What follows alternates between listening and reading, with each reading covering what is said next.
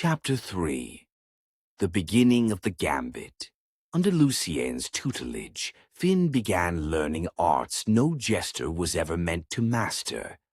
Gone were the harmless riddles and light-hearted tricks. Gone were the playful word games meant to earn a queen's laughter. Gone was the naive belief that cleverness was only for amusement. In their place came whispers of manipulation, lessons in intrigue, silent blades forged from words instead of steel. Lucien taught him patience above all. "Information, Finn," the fallen noble murmured one moonless night as they walked through the quiet garden paths, "is sharper than steel. A jest well placed can topple a man more cleanly than a sword." Finn listened. He listened because something deep within him had long hungered for more, not just for power, not just for revenge on the nobles who mocked him, but for worth. Worth that might someday make him feel her equal. So he listened. He watched. And slowly he began to sharpen his wit, not solely to entertain, but to gather. Court banquets became theaters of hidden meaning. Where once Finn only danced and capered, now he studied. A careless word from a drunken baron after too much wine. A smug boast from a knight who believed his deeds immortal. The bitter aside of a jealous countess nursing old grudges. The strained smile of a viscount whose fortune was failing. The forced laughter of a duke hiding scandal beneath velvet. Finn wove them all into a tapestry of knowledge. The jester's garb hid his intent perfectly. Who suspects the fool who dances by the throne? Who fears a man with jingling bells and painted cheeks? Who takes note of the jester drifting between tables, gathering laughter and secrets alike? No one. And that invisibility, that disregard, became his greatest weapon. By day, Finn remained the painted fool, bells jingling, tongue quick with quips, jokes flying like bright sparks in the dim council chamber. But by night he became something else entirely. A shadow, a whisper in Lucien's ear, a curious new player in the court's unspoken war. He fed Lucien a steady stream of secrets. Truths that could break alliances, rumors that could poison reputations, tidbits of scandal that could be shaped, stretched, twisted, and unleashed with precision. "Lord Hawthorne gambles more than meets the eye," Finn whispered one night over a dimly lit table. Lucien hummed in satisfaction. "Debts make men pliable." "The royal treasurer quarrels quietly with the high priest," Finn murmured on another evening. Lucien's lips curved. "Ah, and both will seek allies." The duo worked like a blade with two edges. Finn cut, Lucien carved, and Arvindale slowly bled. Arvindale's court, for all its splendor, was a nest of vipers. Greed dressed itself in velvet. Ambition perfumed itself in rosewater. Jealousy hid behind jeweled masks. Lies dripped as sweetly as honey from painted lips. Power shifted not only on treaties, but on rumors. A whispered accusation, a pointed jest. A rumor released as carefully as a falcon from the glove. And Finn, hidden in plain sight, became the perfect viper's fang. A jester could speak truths others feared to utter. A jester could mock without repercussion. A jester could insult a duke's pride and make him laugh while doing it. No one feared Finn. No one watched Finn. No one suspected the fool.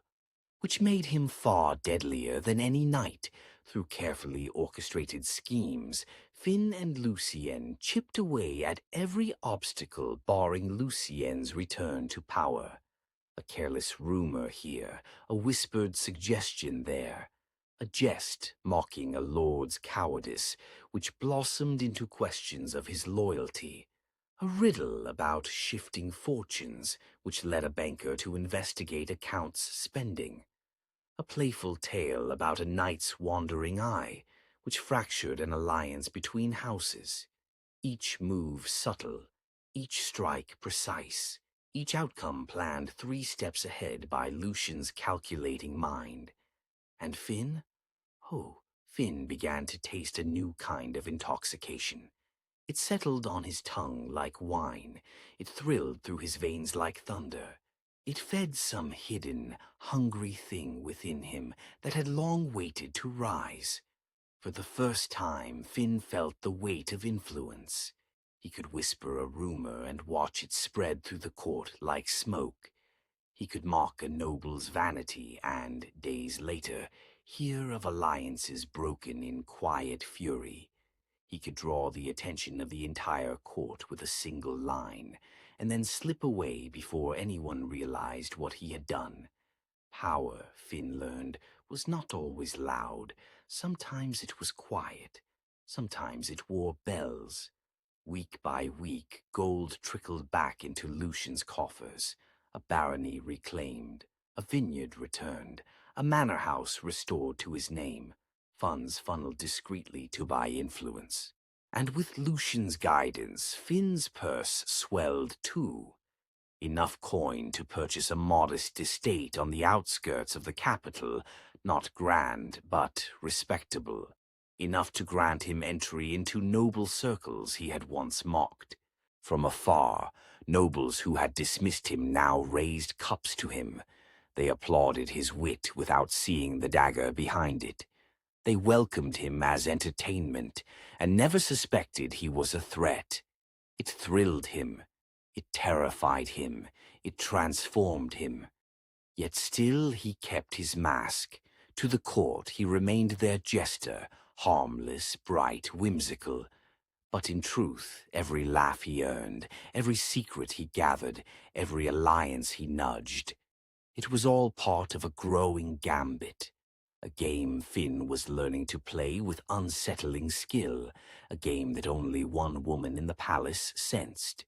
Queen Isolde noticed the change. She could not name it, not yet, but she felt it like one feels a shift in wind before a storm. She watched Finn more closely as days passed. In those quiet moments after court, when she dismissed her advisers with weary gestures and allowed herself to breathe, she found her gaze lingering on the jester who lingered just long enough to make sure laughter followed her out of the hall. But now, his presence felt different. His step seemed surer, his voice more assured, his gaze less fleeting, his posture less humble. There was a confidence in him now, a certain gravity newly born beneath the motley. And strangely, dangerously, she found herself drawn to it. Finn had always been her brightest reprieve from court burdens, the man who could make her laugh when she wished to cry, who dared speak truths wrapped in riddles. But now he seemed more than a fool, more than a jester, more than mere amusement. When he spoke, his eyes held a depth that unsettled her and intrigued her. When he bowed, there was dignity beneath the performance. When he looked at her, she felt seen not as a queen, but as Isolde. It frightened her, it warmed her, it confused her. She told herself again and again that he was still just Finn, but her heart, like his, betrayed her. Curiosity bloomed where caution should have lived, warmth unfurled where distance should have remained. And Finn felt it. He saw it in her widened eyes, in the way her fingers hovered at her throat when he jested too close to truth, in the faint blush on her cheeks when their gazes locked a moment too long.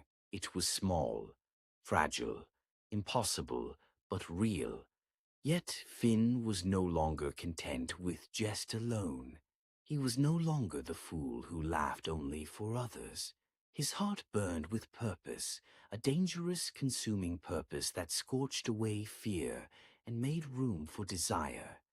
He wanted to prove himself, To show Isolde he was more than painted cheeks and jingling bells, more than entertainment, more than a footnote in her royal days.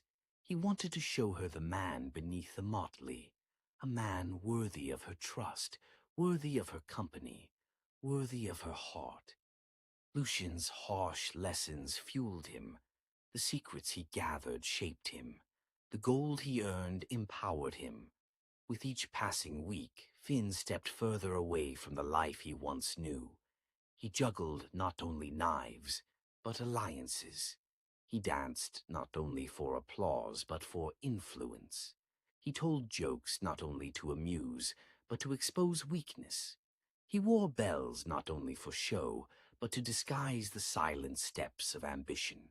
And deep down, beneath the growing layers of cunning and confidence, Finn nurtured a hope so fragile he dared not speak it even to himself.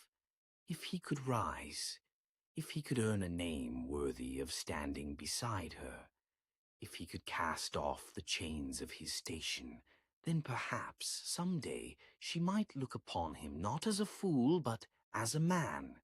The gambit had begun, the board was set, the palace was the stage, the nobles, the pieces, the queen, the prize he dared not name, and Finn, the fool who dreamed of a queen, stepped boldly into a game that would shape the fate of Arvindale forever.